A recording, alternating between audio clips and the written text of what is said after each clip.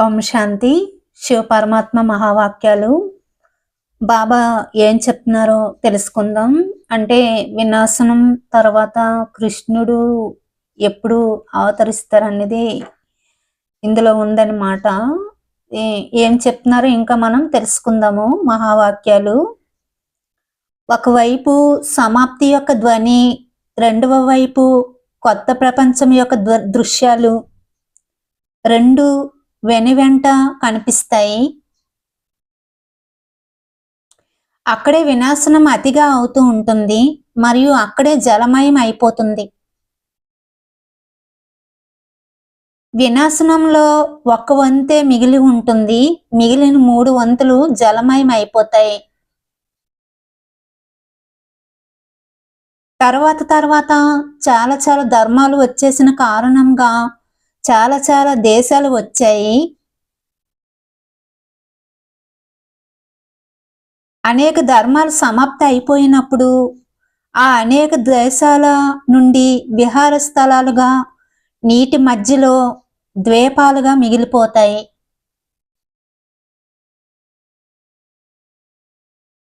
అంటే ఒకవైపు అతిగా వినాశనము యొక్క ధ్వని, రెండవ వైపు మొదట రాజకుమారుని శ్రీకృష్ణుడి జన్మ జరుగుతుందంట. ఒకవైపు అతిగా వినాశనం యొక్క ధ్వని ఉంటుందంట, తర్వాత ఏమో రెండవ వైపు మొదట రాజకుమారుని శ్రీకృష్ణు జన్మ జరుగుతుంది. జలమయం అయిపోయిన తర్వాత రావి ఆకుపై శ్రీకృష్ణుడు వస్తారని చూపిస్తారు కదా. ఆకుపై రావటం కాదు, దాని అర్థం ఏమిటంటే 3 వంతులు జలమయం అయిపోయి ఒక వంతు భారతదేశము దైవ భూమిగా ఉంటుంది. ఆ భారతదేశంలో కృష్ణుడి జన్మ తీసుకుంటారు, దానిని అలా చూపిస్తారు అని అంటున్నారు బాబా. రావి ఆకుపైన కృష్ణుడు వచ్చినట్టుగా చూపిస్తారు కదా, దాని అర్థం అది కాదు. 3 వంతులు జలమయం అయిపోతాయి, ఒకే దైవ భూమిగా ఉంటుంది, ఒకే ఖండం మిగిలి ఉంటుంది, అప్పుడు శ్రీకృష్ణుని జన్మ తీసుకుంటారు, దానిని అలా చూపిస్తున్నారు అని అంటున్నారన్నమాట బాబా. అది ఇప్పుడు కొద్ది సమయంలో అతి మరియు అంతిమం 2 అనుభవం అవుతాయి. నలువైపులు ఉన్న అజ్ఞాన ఆత్మలు అద్దు యొక్క వైరాగ్యంలోకి వస్తారు మరియు భాగ్యవాన్ ఆత్మలు బేహద్ వైరాగ్యం అనుభవం చేసుకుంటారు. ఇప్పుడైతే ప్రపంచం వారికి వైరాగ్యం లేదు, కొద్దిగా పరిస్థితులు వస్తున్నా అవి అలా వస్తూనే ఉంటాయి అని నిర్లక్ష్యం యొక్క నిద్రలో నిద్రపోతున్నారు.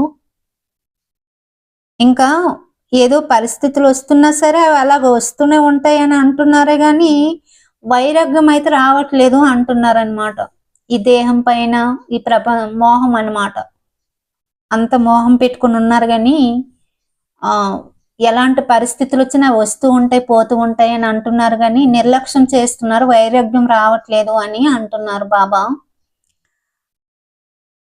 కానీ ఎప్పుడైతే అతి మరియు అంతం ఎదురుగా వస్తాయో అప్పుడు స్వతహాగానే అద్దు యొక్క వైరాగ్య వృత్తి వస్తుంది. మరి అతి భయం కారణంగా ఒకే బాబా వైపు ధ్యాస వెళ్తుంది. ఆ సమయంలో అందరి మనసు నుండి ఇదే మాట వస్తుంది, అందరికీ రచయిత, అందరికీ తండ్రి ఒక్కరే మరియు బుద్ధి అనేక వైపుల నుండి తొలగి స్వతహాగానే ఒకవైపు వస్తుంది. ఆ సమయంలో భాగ్యవాన్ ఆత్మల యొక్క బేహద్ వైరాగ్య వృత్తి స్వతహాగా మరియు నిరంతరం ఉంటుంది అని బాబా అంటున్నారు.